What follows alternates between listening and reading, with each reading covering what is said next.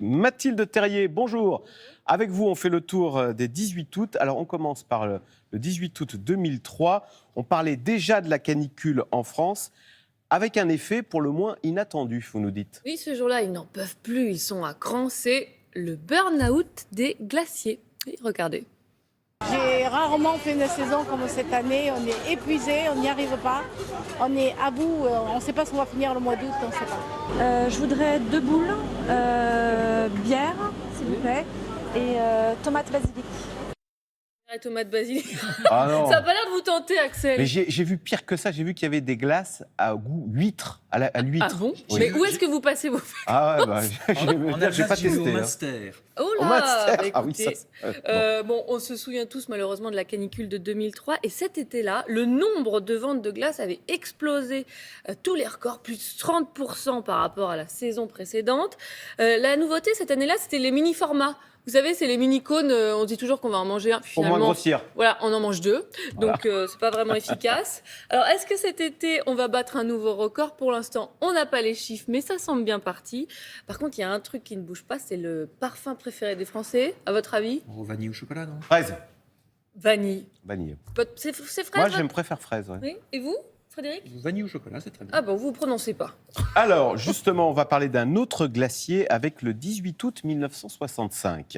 Ce jour-là, un reportage nous vante les avantages de pratiquer les sports d'hiver l'été.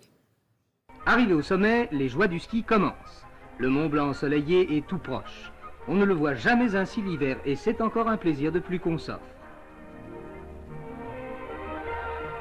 Pas besoin de passe-montagne, pas plus que de moufles fourrés. Mieux même, si le ciel est bleu, profitons-en. Spectacle peu courant lorsqu'on est dans la neige, mais bien agréable tout de même. En frisant l'indécence, on risque aussi les courants d'air.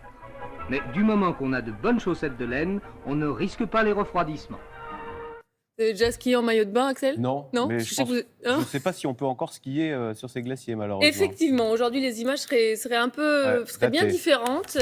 On peut toujours skier sur les glaciers, mais pour la première fois, à cause du réchauffement climatique, je parle sous vos contrôles, Frédéric, eh bien, des glaciers ont dû fermer Fermé. plus tôt cet été. C'est le cas, par exemple, aux Deux Alpes. La station a dû le faire avec 1 mois d'avance.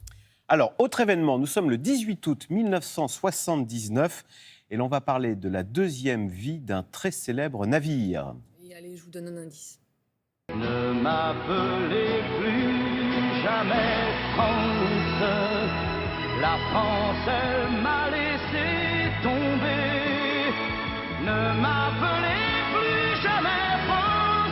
C'est ma dernière volonté. Ne m'appelez plus jamais France, mais Norway.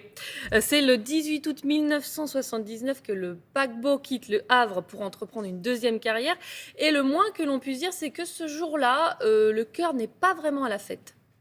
À hauteur du sémaphore, Norway va saluer de 3 coups de sirène. Il ne lui sera pas répondu, ou si peu. Quelques bras s'agitent, un fichu bleu que l'on balance quelques instants, la seule note colorée du départ. Sur place, quelques curieux quand même s'étaient rassemblés pour un dernier au revoir aux France. Il changera de nom une nouvelle fois en 2006 pour devenir Ah, j'ai aucune idée. Une idée. le Blue Lady. Voilà. Et il sera démantelé 3 ans après. Parce qu'il consommait trop de pétrole. Exactement. Alors, on termine par une bougie d'anniversaire pour ce 18 août. Oui, vous me connaissez, j'aime bien fouiller dans les archives. Ouais. Alors Bah, c'est le attention. principe de l'émission. hein. Bah oui, je crois. De oui. la chronique. Effectivement. Alors, qui est donc cet élève du conservatoire qui fête aujourd'hui ses 65 ans? C'est facile, hein. Fais ça bien tranquillement. 3, 4, 5. Oui. Tranquillement. Alors, Je vais être honnête, comme je sais que vous aimez me coller, me ridiculiser en direct, pas du je tout. suis allé lire votre chronique en avant. Oui. J'ai tapé 18 août 1900, enfin j'ai remonté 57, et c'est Carole Bouquet. là Effectivement, là. je l'ai reconnue. Je suis démasquée, donc vous trichez vous Je aussi en triche, amont. oui. D'accord, bah, c'est Carole Bouquet qui avait alors 19 ans. Un film peut-être qui vous a marqué avec elle. Trop belle Je pour sais toi. qu'elle a fait un James Oui. Bond, James Bond. dont j'ai oublié le titre. Trop belle pour toi. Le James Bond, c'était Rien que pour vos yeux avec Roger Moore. D'accord. César, quand même, de la meilleure actrice pour Trop belle pour toi, de Bertrand Blier. Merci Mathilde. Tout de suite, on passe à la séquence humour. Vous voyez, je n'ai pas été ridicule, donc Bravo. c'est vraiment sans transition avec